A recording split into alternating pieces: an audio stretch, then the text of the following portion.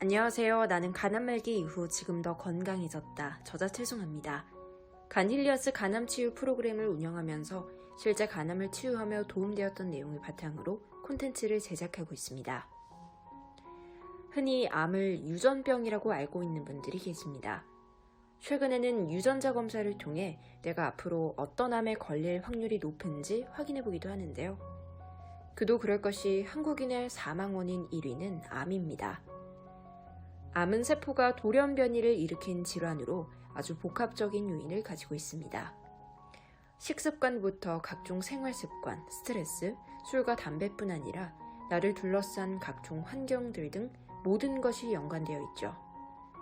종류에 따라 다르지만 대장암이나 유방암 같은 경우에는 유전될 확률이 10% 정도로 높은 편에 속합니다. 하지만 실제 통계적인 수치로 보았을 때 가족이 암에 걸렸다고 해서 당장 그 암의 유전력에 대해 걱정할 필요는 없다고 합니다. 암이 실제 유발되는 것은 유전으로 인한 것이 아닌 개인의 습관과 환경의 비중이 훨씬 크다는 것인데요. 가족력이라는 것은 쉽게 말해 가족 중 암 환자가 있는 것을 뜻합니다.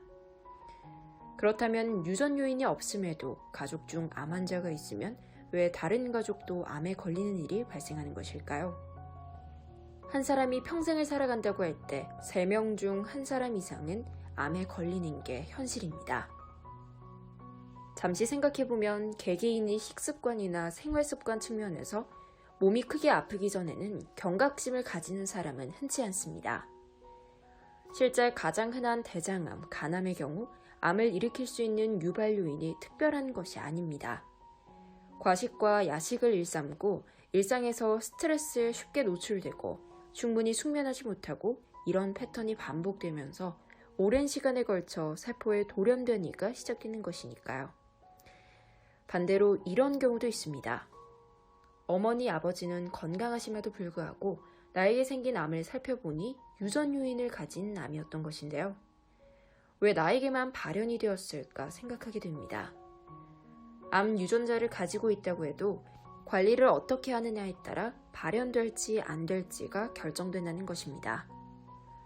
부모 중 1사람에게만 암의 유전인자가 있어도 자녀에게는 유전됩니다. 실제 세계적인 가이드라인에서도 가족 중 2사람 이상이 암이 발생한 경우 관련된 구성원들은 유전자 검사를 받아보기를 권장하고 있습니다.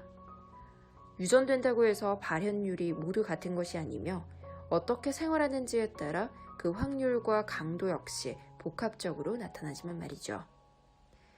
유전적 요인과 가족력을 뚜렷하게 구분하기 어려운 이유는 너나 할 것 없이 잘못된 생활습관과 여러 가지 가공식품 섭취, 몸을 진정으로 휴식할 수 없는 환경에 자주 노출되면서 충분히 휴식하고 회복될 수 있는 능력을 발휘하지 못하기 때문이 아닐까 생각해보게 됩니다.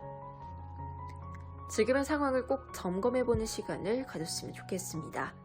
더보기 아래란에 전자책 무료 편집본을 꼭 활용해보세요.